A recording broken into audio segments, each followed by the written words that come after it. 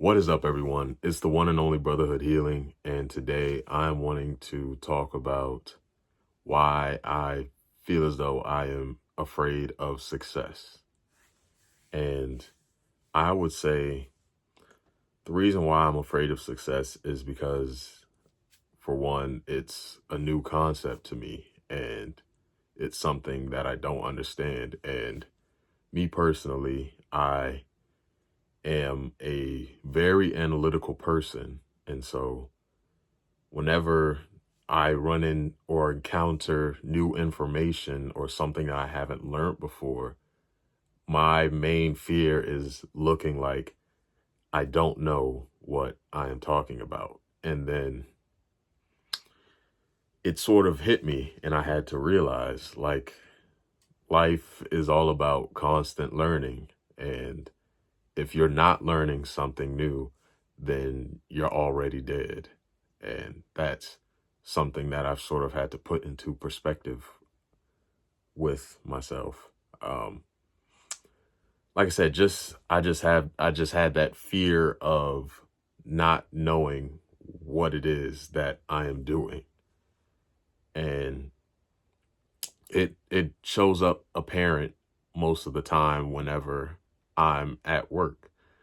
Like I said, I've ran into multiple situations where I was at a customer's house and I didn't know what I was doing. And like I said, I put on a good game face. And then, like I said, luckily I have my field managers and my boss to come out and show me what to do and such. And like I said, I used to get very irritated by it. But then I realized, like, I'm still young. I have so much to learn. So I should spend this time learning and observing new things rather than being in front of something. Like I said, because we all have to start somewhere.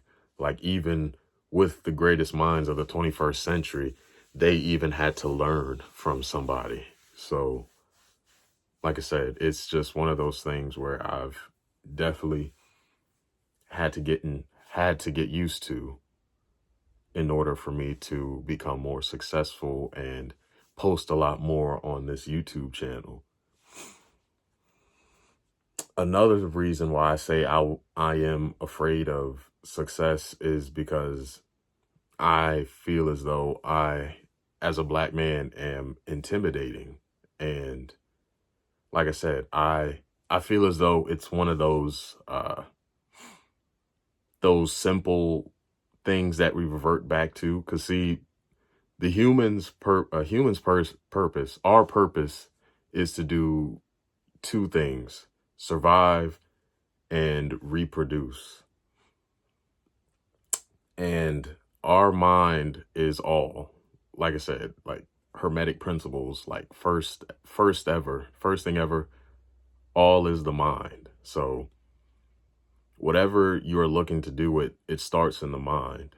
And I feel as though with social media, especially during, like, back during COVID times, just seeing a lot of the riots and the issues that the black community were having, it really got to me. It got to me bad. It got me to me so bad to the point I had to delete social media. Like, cause it was just not, it was a very just sad, depressing place. And I couldn't take it. So I had to delete social media for a while. And I remember, like I said, just thinking back to, like I said, just wanting to become more successful. I revert back to those memories of me being on, like, social media platforms and seeing celebrities that were actually giving back, doing good things in their community. They were killed by the same people that they were trying to help overall. And it didn't sit right with me, and it kind of scared me because I'm just like, man, that's gonna happen to me. And then I had to have a sudden realization, And luckily, this book that I've been reading called Living in the Light of Death, I can't remember who the book is by, but I listed in my previous videos. And like I said, the book pretty much talks about how in life we have only we have three things that are going to happen, which is suffering, death, and illness. Those are three things that are unavoidable. They are going to happen to us. And I sort of realized that, like I said, life is so risky that you're not going to make it out alive. So I would much rather live and die living and helping others than to stay complacent where I am now and not reach for something greater. And like I said, just thinking back to those times where I seen all those celebrities just dying, passing away in their own communities, it scared me because I'm wanting to give back to my community. I'm wanting to do things in my own community. I'm wanting to give other kids an opportunity to grow and become successful in whatever it is that they're looking to achieve. And I know that I'm still going to do that. I know that I am. So it's not a matter of if, but when.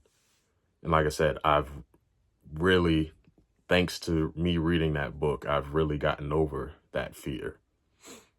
And I also just remember all the time just like being around certain people that would have a great level of confidence. They didn't have the same skin as me. And like I said, at first I used to let that hold me back and such, or I would say things like, yeah, or I wouldn't say them out loud, but in my head, I would just be like, yes, it's a lot easier for you to become successful because you're not a target. Like I said, you're not a threat. You're non-threatening. And so I would always let that stop me or prevent me from pursuing my goals or chasing my dreams. And then I had to realize that, so what? I'm intimidating. So what? I'm a black man trying to succeed. That is not an excuse. One day I'm going to leave this earth, and what will I have to show for it? Nothing but cowardice. Because that's exactly what the media wants you to think. The media wants you to think that you're so intimidating or threatening to the point where you should just lay down and obey and do X, Y, and Z and just become complacent in life. And I have reached the point where I'm done with it. Like I said, I feel as though I have a great amount of knowledge, a great amount of energy that I'm wanting to bring to this earth, to these platforms, and I cannot let my fear of not living to see the next day get in the way of that. Because like I said, we are all going to leave this earth, but it's all about what you're leaving behind. And I want to make sure that whatever it is that I'm leaving behind, it's for the betterment of others.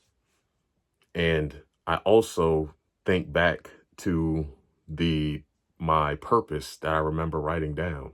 Because see, I'm a holistic practitioner. And with a holistic practitioner, they are all for the betterment of someone holistically, which means they are there for the person's betterment, mind, body, soul, and spirit. Ashe.